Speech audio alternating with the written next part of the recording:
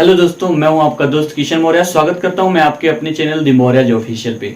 दोस्तों, I hope जो पिछला वीडियो मैंने डाला था उसे आप काफी देखे होंगे और काफी अच्छा भी लगा होगा और काफी एंजॉय भी किए होंगे, बहुत कुछ सीखने को भी मिला होगा। आज पुनः मैं आपके सामने प्रस्तुत हुआ हूँ आज का नया टॉपिक लेके, जिसमें बच्चे काफी उलझन फील करते हैं या काफी डाउटफुल रहते हैं। इस चीज को मैं आज दूर करने के लिए आपके सामने लेके आया हूँ। लोकसभा, राज्यसभा और विधानसभा, विधान परिषद में इन सब में आखिरकार अंतर क्या होता है, ठीक है, ये कहाँ कहाँ होते हैं, इनके सदस्य कैसे चुने जाते हैं, उनका कार्यकाल क्या होता है, इन सारी चीजों के बारे में आज हम बात करेंगे। ठीक है दोस्तों, चलिए देखते हैं लोकसभा। ठीक है, यहाँ पे जो दिया है लोकसभा, लोकसभा पूरे देश में एक ही होती है। ठीक है, जो भारत देश है, भारत पूरे देश में लोकसभा एक ही होगी और सेम चीजें राज्यसभा भी होगी। ठीक है, राज्यसभा भी देश में केवल एक ही होती है। ठीक है, तो लोकसभा, राज्यसभा पूरे देश में एक ही होती है। अब विधानसभा की बात करेंगे।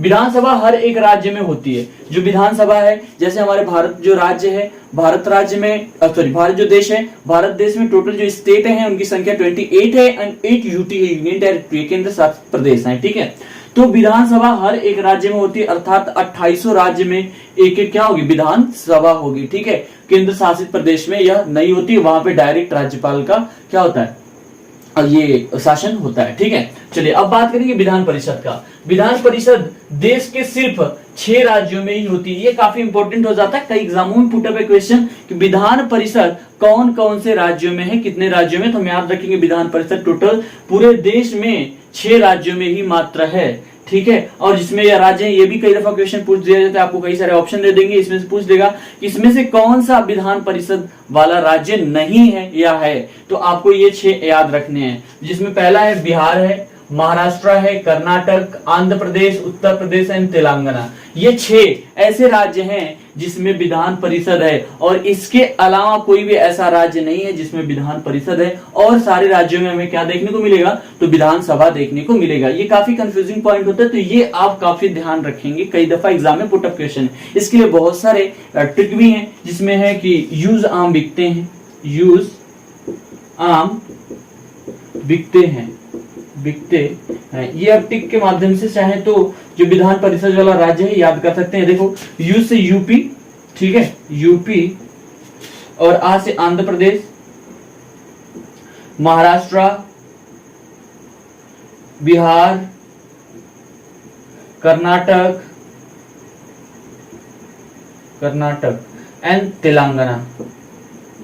ठीक है, ये आप आसानी से याद रख सकते हैं, इसके माध्यम से ये 6 राज्य, ठीक है, 6 विधान परिषद वाले राज्य। इतना क्लियर हो गया। चलिए अब बात करेंगे कि लोकसभा के सदस्य क्या कहते क्या है, यानी सबके सदस्यों को क्या कहते हैं। तो लोकसभा की बात करेंगे, लोकसभा के सदस्यों को सांसद कहते हैं। ठीक है, या इसे एमपी कहते हैं, मेंबर ऑफ पार्लियामेंट। ठीक है, अगर एमपी कहा जाएगा तो हम समझ लेंगे एमपी मतलब या तो राज्यसभा का होगा या तो लोकसभा का, सेम चीजें यहां भी होती है। ठीक है, लेकिन यह संबोधित करते समय हम वहां पे सांसद के पहले यह लगाते हैं कि लोकसभा का सांसद है या राज्यसभा का सांसद है। ठीक है, जैसे जो लोकसभा का सांसद होगा तो बोलेंगे लोकसभा का सांसद, और राज्यसभा का सांसद होगा तो राज्यसभा सांसद। ठीक है, दोनों को हम क्या बोलेंगे, एमपी अर्थात मेंबर ऑफ पार्लियामेंट बोलते हैं।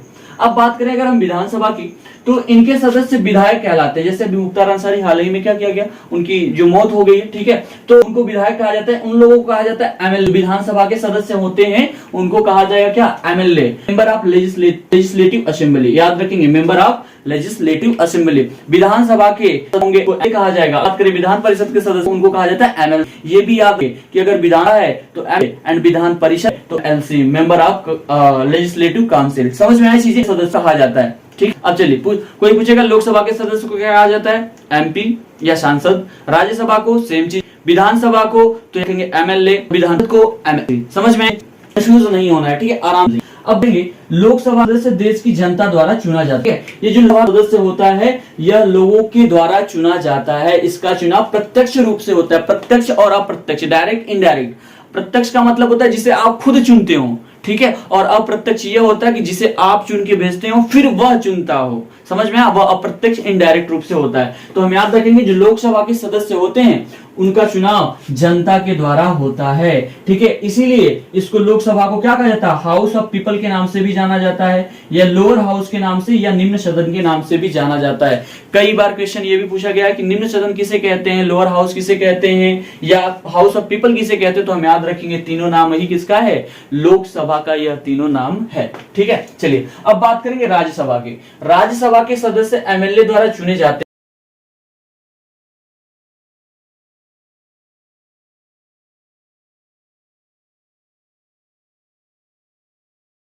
एमएलए के द्वारा चुने जाते हैं। ठीक है, हम याद रखेंगे कि इनका जो चुनाव होता है लोकसभा का वो डायरेक्ट रूप से होता है, लेकिन जो राज्यसभा का चुनाव होता है वो इनडायरेक्ट रूप से होता है। ये एमएलए कौन होते हैं, तो मैंने बताया जो विधानसभा के सदस्य होते हैं, मेंबर ऑफ लेजिस्लेटिव असेंबली। ठीक है, इनके द्वारा चुने जाते हैं और इसका चुनाव अप्रत्यक्ष रूप से किया जाता है। तो राज्यसभा का चुनाव अप्रत्यक्ष रूप से और लोकसभा का प्रत्यक्ष रूप से चुनाव किया जाता है। ठीक है, राज्यसभा को council of state, upper house या उच्च सदन के नाम से भी जानते हैं। तो इनका भी तीन नाम है। एग्जाम में पुटअप क्वेश्चन है कि उच्च सदन किसे कहते हैं, अपर हाउस किसे कहते हैं, या काउंसिल ऑफ स्टेट किसे कहते हैं, तो तीनों नाम राज्यसभा का ही रहेगा, ये हम याद रखेंगे। ठीक है जी, चलिए अब बात करेंगे विधानसभा के सदस्य। विधानसभा के सदस्य या इसके सदस्य राज्य की जनता द्वारा चुने जाते हैं।